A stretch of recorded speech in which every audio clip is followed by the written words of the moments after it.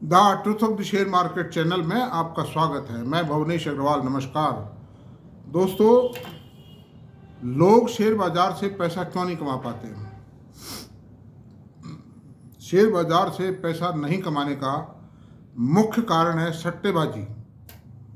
सट्टेबाजी है मुख्य कारण, और जल्दी पैसा कमाने की सोचना कि रातों रात करोड़पति बनूं, मैं तो इस साल 5 करोड़ रुपया कमा डालूं।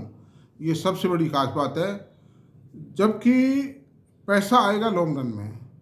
जिसने भी पैसा कमाया शेयर बाजारों में, उसने लंबे टाइम में कमाया है। आज कोई कंपनी का प्रोजेक्ट लगाया है या प्रोजेक्ट और एक्सपांशन कर रही है, डाइवर्सिफिकेशन कर रही है कंपनी, है बैकवर्ड इंटीग्रेशन कर रही है, फॉरवर्ड इंटीग्रेशन कर रही है, तो उसमें समय लगेगा, और लगने के बाद में उस प्रोजेक्ट को स्ट्रीमलाइन होने में भी समय लगेगा। उसमें टीथिंग ट्रबल्स भी आएंगी शुरू में। प्रोडक्शन रैंप अप होगा, कस्टमर नेटवर्क बनेगा, लोग देखेंगे, यूज़ करेंगे, पसंद करेंगे, टाइम लगता है ना उसको। मतलब तो आप ये चाहो कि आज खबर आ गई साहब, किसी ने खबर दे दी, किसी मीडिया ने मोबाइल पे या टीवी पे या कहीं पर अखबार में लिख दिया कि ये शेयर 6,000 पे हो जाएगा। वो पीरियड वो लिखता नहीं, मान लो आपने 1,500 रुपये में खरीद लिया, और 2-4 घंटे बाद आपका शेयर जो पड़ा, आप तो आशा में थे कि 6,000 रुपये हो जाएगा, 2,000 रुपये हो जाएगा, वो शेयर है 1100 रुपये, मतलब टिका गया ना वो। तो ये सब कारण है लॉसेज होने के। आप अगर बढ़िया फंडामेंटल स्ट्रॉन्ग शेयर्स में अपनी स्पेयर कैपिटल को लगाएंगे, एक तो उधार मत लीजिए कभी भी। इसमें शेयर बाजार में उधार का संदूर कभी काम नहीं देगा, मैं आपसे बता रहा हूँ। स्पेयर मनी को लगाइए मीडियम टू लॉन्ग टर्म, कम से कम 2 साल, और 5 साल, तो 5 साल बाद तो शानदार रिजल्ट आने आने, अगर अच्छी कंपनी है तो। कारण क्या, अगर मान लीजिए कंपनी में कोई ट्रबल आ भी गई आज, तो वो ट्रबल साल 2 साल में, 1.5 साल में ठीक हो जाती है। तो ऐसा कुछ नहीं है, एवरीथिंग विल बी ओके। ये मेरे साथ भी हुआ है, बहुत हुआ है, लेकिन मैंने अपनी हिम्मत नहीं खोई कभी। बड़े से बड़े इन्वेस्टर का देख लीजिए ये पोजीशन है। तो शेयर जो अच्छी जमी हुई कंपनियां कहीं जाती नहीं है, कंपनी बंद नहीं होनी चाहिए। कंपनी का प्रमोटर जो है वो कैपेबल होना चाहिए, so that he can make arrangement of finance in the time of trouble. एक तो ये बात है। दूसरी बात है, टेक्नोलॉजिकली कंपनी साउंड होनी चाहिए। कंपनी का जो माल है, चाहे वो रॉ मटेरियल बनाता है, लेकिन अमंगस द यूजर्स उस प्रोडक्ट की रेपुटेशन होनी चाहिए। ये सब बातें हैं तो कंपनी कहीं नहीं जाएगी, आ जाएगी, सब ठीक है, ऊपर आ जाएगी, ठीक है, कहीं नहीं जाती। तो आज हम एक ऐसे ही शेयर की चर्चा करते हैं जिसके प्रमोटर मेरे नाम राशि के अग्रवाल ही है, वो मतलब जाति मेरी कास्ट के है, लेकिन आप ये मत समझना मेरे को रिलेटिव है वो। I have got no relation with the promoter of Century Plywood. आज बात करेंगे सेंचुरी प्लाईवुड की, CENTURY, सेंचुरी प्लाईवुड।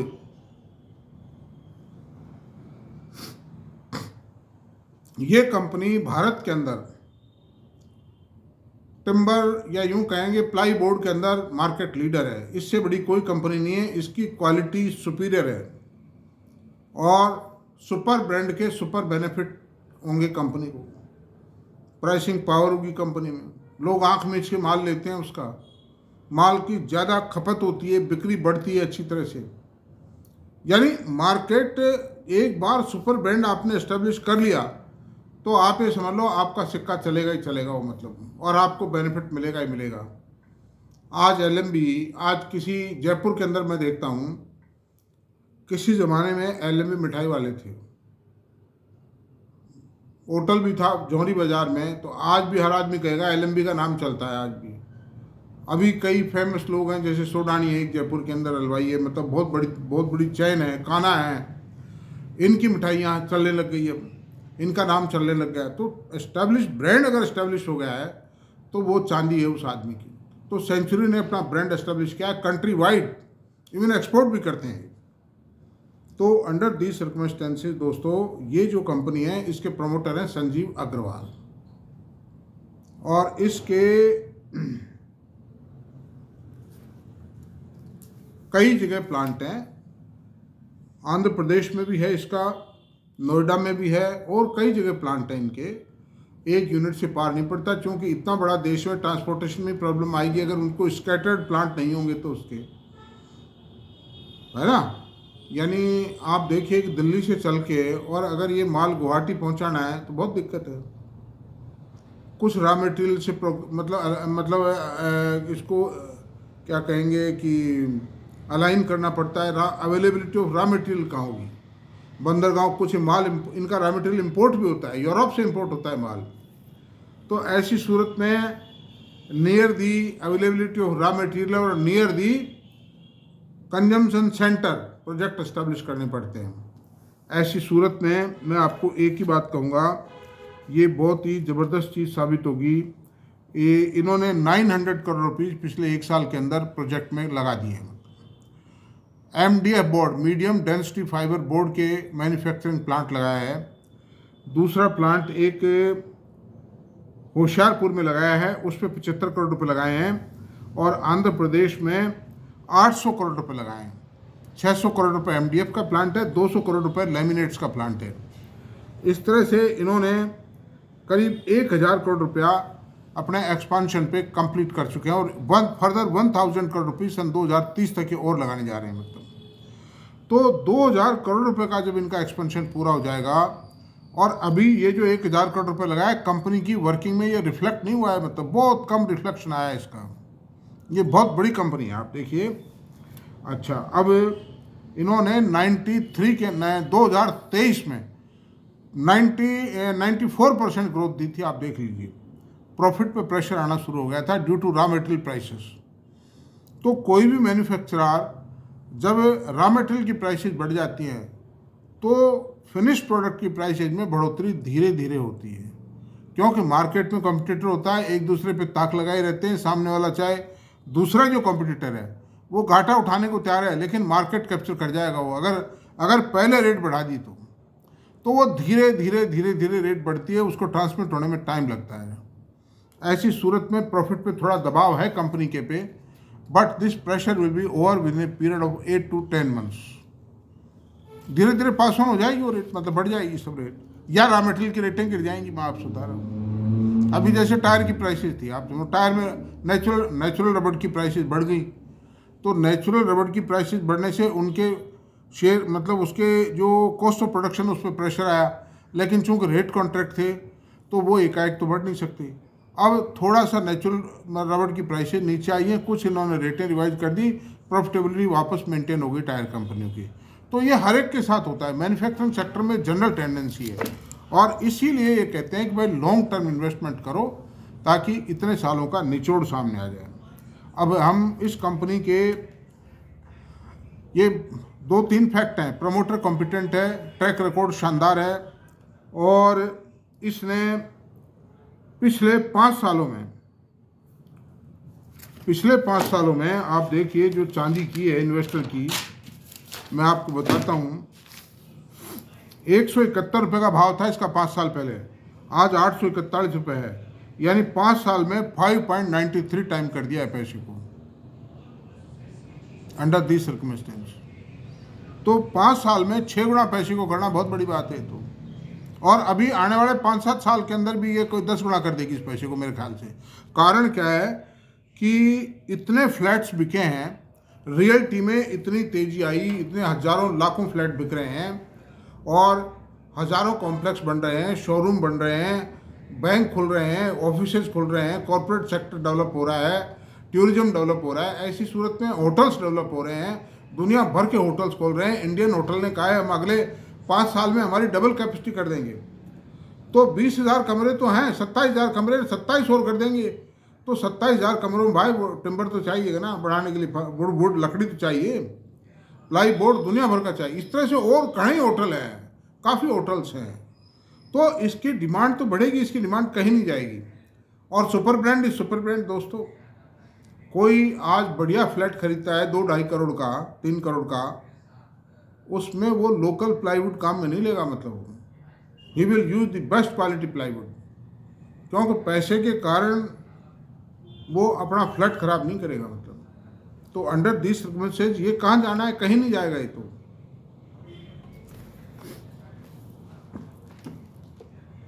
अब ऐसी सूरत में दोस्तों आप ये देखिए कि इस कंपनी के फाइनेंशियल डाटा पर अपन विचार करते हैं। मार्केट कैप 18,696 करोड़ रुपए, प्राइस 841 रुपये, one face value share, high low 614 से 939 रुपये। प्राइस अर्निंग रेशियो 84.4 इस कंपनी का जो ब्रांड वैल्यू है उसको देखते हुए और इस मार्केट के अंदर और जो ग्रोथ की संभावनाएं कंपनी का जो एक्सपेंशन किया और एक्सपेंशन और कर रही है उसको देखते हुए ये जो पी रेशियो है ज़्यादा नहीं कहा जा सकता। रिस्क फैक्टर बहुत कम है, मतलब इक्विटी भी छोटी सी 22 करोड़ की इक्विटी है, तो फ्लोटिंग स्टॉक बहुत कम है और इक्विटी कम होने के कारण प्राइस में सर जाने की संभावनाएं बहुत ज़्यादा बढ़ जाती हैं। In when the company will join the growth band. Book value 102 रुपये, डिविडेंड यील्ड 0.12% है, ROC 18% है, ROE 15.8% है, फेस वैल्यू 1 रुपये। 5 ईयर्स में मैंने बताई दिया था आपको 171 से 841 रुपये हो गया, 5.93 टाइम हो गया। अच्छा, अब इसके बुक वैल्यू मल्टीप्लायर है 8.24 पर ट्रेड कर रहा है, 8.24 time of the book value पर ये ट्रेड कर रहा है शेयर। अब इसके क्वार्टर रिजल्ट्स को अपन कंपेयर कर लेते हैं। सितंबर 23, जून 24 और सितंबर 24 इन 3 क्वार्टर्स को, जिसमें ईयर ऑन ईयर और क्वार्टर ऑन क्वार्टर कंपैरिजन हो जाएगा। अब सेल्स थी सितंबर 23 में 997 करोड़ रुपए, जून 24 में 1005 करोड़ रुपए हुई और सितंबर 24 में 1184 करोड़ रुपए हुई।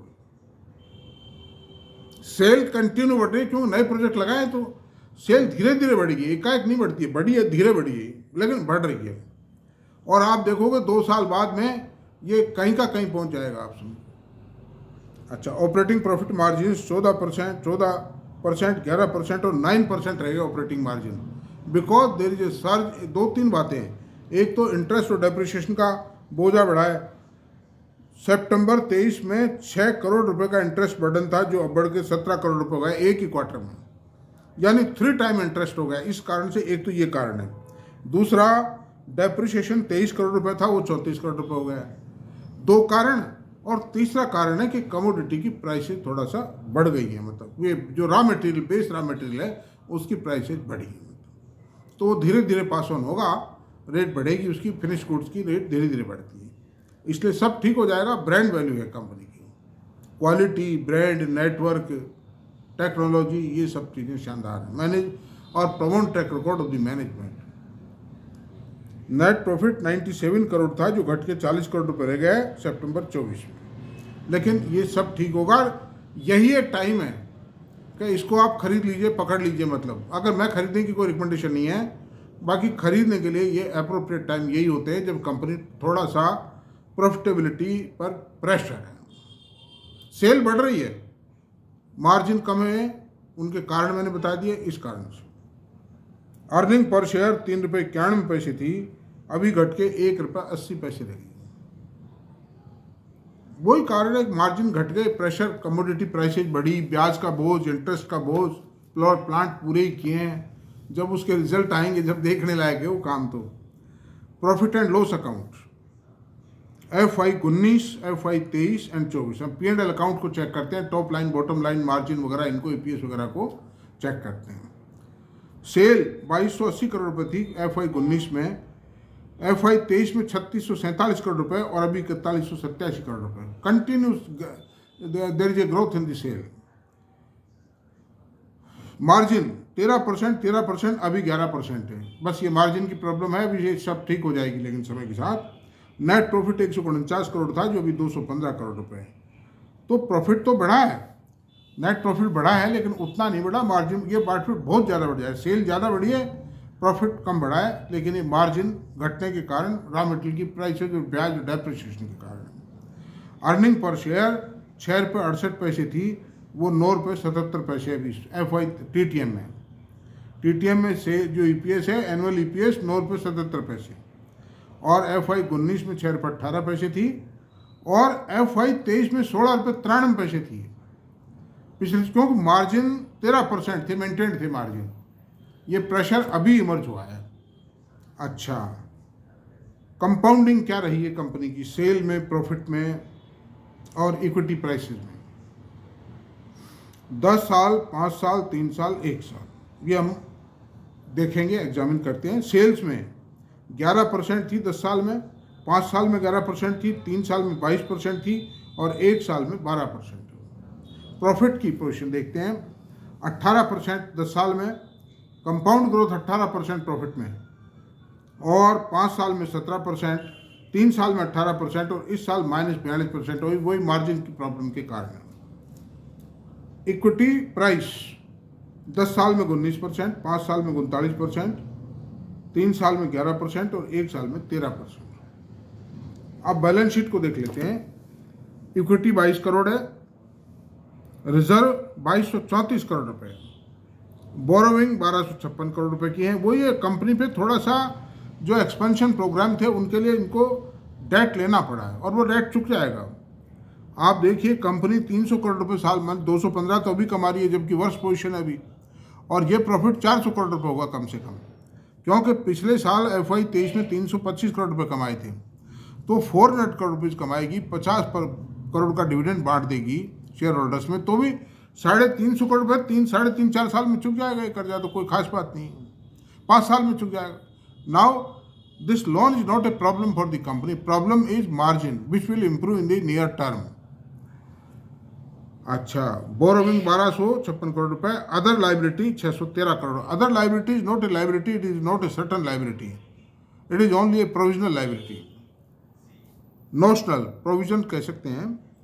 फिक्स एसेट 1946 करोड़ रुपए की, capital work under progress 570 crore रुपए के कैपिटल वर्क इन प्रोग्रेस है, मतलब वो पूरे हो गए हैं, प्रोजेक्ट पूरे हो गए, वही हैदराबाद का जो प्रोजेक्ट था। अच्छा, इंटरेस्ट इन्वेस्टमेंट 3 करोड़ किया कंपनी का है, और अदर एसेट्स 1607 करोड़ रुपये। तो कर्जे से तो मैनीफोल्ड कंपनी के पास एसेट्स मौजूद हैं। अच्छा, कैश फ्लो 252 करोड़ रुपए का कैश आया कंपनी में, सरप्लस कैश था। इन्वेस्टिंग एक्टिविटीज़ 578 करोड़ रुपए खर्च किया कंपनी ने, और फाइनेंसिंग एक्टिविटीज से 353 करोड़ रुपया मिला कंपनी को। इस तरह उसके सब के बावजूद भी 27 करोड़ रुपए का फ्री कैश फ्लो रहा है कंपनी। वर्किंग कैपिटल डेज 65 है, they are quite in line with the manufacturing industry. Promoter की होल्डिंग 72.59% है, होल्डिंग शानदार है मैनेजमेंट की। It shows faith of the management in the company. FFI 4.44%, DII 16.96% और promoter 6%, और कुल मिलाकर के जो नंबर ऑफ शेयर होल्डर है 64,765 रुपये। This is the position. ये बड़े बड़े जो फंड मैनेजर है ना, उनके रडार पर है शेयर। मैं नाम नहीं बताना चाहता उनके, इट डजेंट लुक नाइस। बाकी बड़े बड़े fund manager they are looking toward this share because the company is going to take a huge jump in the sale and profit in the very near term. Thank you very much. आपको video पसंद आया हो तो please इसको subscribe करें, like करें, share करें, comment करें। Thank you very much.